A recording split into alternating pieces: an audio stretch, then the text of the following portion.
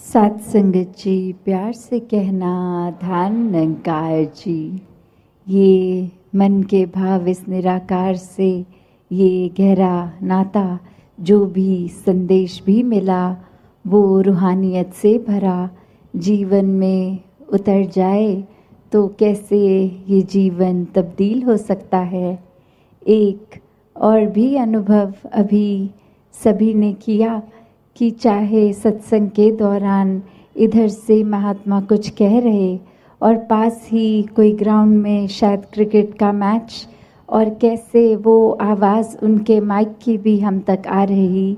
तो इसमें एक भाव कि वो कान तक तो सत्संग के अलावा और भी आवाज़ पड़ रही थी, पर भक्तों ने ध्यान किस पे फोकस रखा, अपना एक मन को केंद्रित कहाँ किया कि जो कोई क्षण भंगुर, कोई थोड़े समय में एक एंटरटेनमेंट की तरह की इन्फॉर्मेशन या फिर सत्संग में दिया गया वो संदेश कि कैसे अपने जीवन को हम जीते जी भी और श्वास खत्म होने के बाद भी एक मुक्ति की जो बात होती है उस पे एक आधारित जीवन कि जब जब ये परमात्मा के दर्शन करके इसके एहसास में रहते हैं तो जीते जी भी जीवन सुहाना है। और आगे भी एक परलोक की जो बात होती है कि उसके मोक्ष मुक्ति के भी हकदार बन जाते हैं। तो कैसे एक थोड़ी थोड़ी चीज़ों के पीछे जो आज है कल नहीं, ये बदलने वाली, और वहाँ परमात्मा जो हमेशा से एक जगह एक स्थिरता का प्रतीक,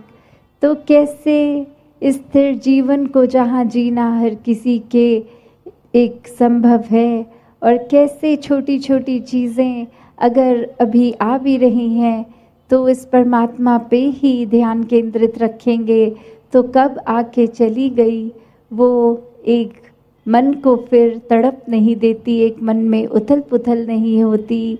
और ऐसे ही उथल पुथल या जीवन में कुछ चीज़ कभी कैसी है कभी कैसी है, उसका प्रभाव भक्त नहीं लेता।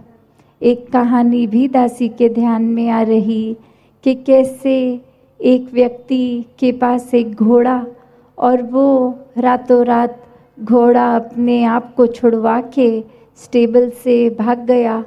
और फिर आसपास के ये पड़ोसी भी व्यक्ति को कहने लगे कि तुम तो परमात्मा में इतना विश्वास रखते हो, तुम्हारे साथ ऐसा कैसे हो गया, इतना नुकसान हो गया, इतना महंगा घोड़ा था तुम्हारा, भाग गया।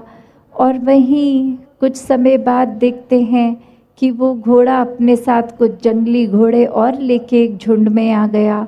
और वही जो अड़ोसी पड़ोसी पहले कह रहे थे कि ये परमात्मा से जुड़ के तुम्हारा नुकसान हुआ, वही अब ईश्वर का उस व्यक्ति के साथ भी बोलकर कि नहीं आपने ठीक किया। पर वो व्यक्ति जब घोड़ा था नहीं था या वो अपने साथ कुछ और घोड़े ले आया तो उसके मुंह से हर बार यही बात निकली कि जो भी हो रहा है इस परमात्मा की रज़ा से हो रहा है, ये एक जैसा है वैसा ही ये ठीक हो रहा है। और आगे चल के उसी में से एक जंगली घोड़े ने दो लत्ती मारकर उसके बेटे को जख्मी कर दिया, और अब फिर वो पड़ोसी बोले कि ये सब होने से बेटे का नुकसान हो गया, और फिर वह व्यक्ति बोलकर कि ठीक है इसको अस्पताल ले जाते हैं, पर जो हुआ है ये परमात्मा की रज़ा से ही हुआ है। और आगे वो समय उस राज्य में वो राजा अब जंग के लिए घर घर से नौजवान लड़कों को चुन रहा था, और जब उसके घर पहुंच के देखा कि एक ही जवान लड़का, पर वो एक फिज़िकली फिट नहीं है, एक टांग में चोट है,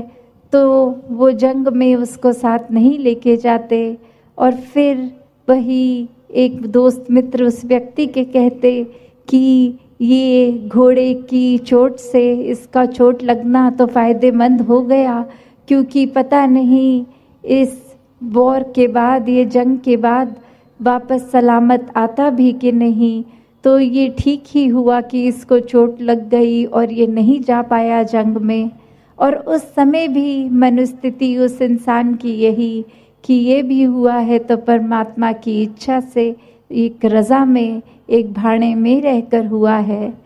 तो इस कहानी से जो उस व्यक्ति के मन का भाव कि कैसे उसके जीवन में भी खुशी दुख आता गया, एक मन से जो भाव, इस परमात्मा पे विश्वास, इसकी रज़ा में रहने की वो कंटेंटमेंट, वो एक संतुष्टि कि इस परमात्मा में अपना ध्यान है, इसके आश्रय है तो सभी ठीक होना है। और वहाँ कोई दुनियावी रूप में अपनी निजी जीवन में भी हम लोग देखें तो कोई ना कोई ऐसी टिप्पणी कर देता है कि आप तो सत्संगी हैं, आप तो परमात्मा में विश्वास रखते हैं, तो आपके जीवन में तो दुनियावी रूप में ये सुख नहीं है, ये कमी है। तो एक भ्रम में डालने का भाव हर एक का रहता है। पर जो इस परमात्मा से हर हाल में जुड़े हैं, एक मन का नाता इस परमात्मा से, ये प्रेमा भक्ति का नाता है, एक प्यार से, जैसे अभी जिक्र हो भी रहा था कि सौदेबाजी नहीं, एक प्योर, एक पावन प्यार इस परमात्मा से, जहाँ कोई इच्छा से नहीं, एक प्रेम से ही ये मन का लगाव, ये जुड़ाव। तो ऐसे भावों से युक्त एक भक्ति हो रही है तो फिर कोई नहीं फर्क पड़ता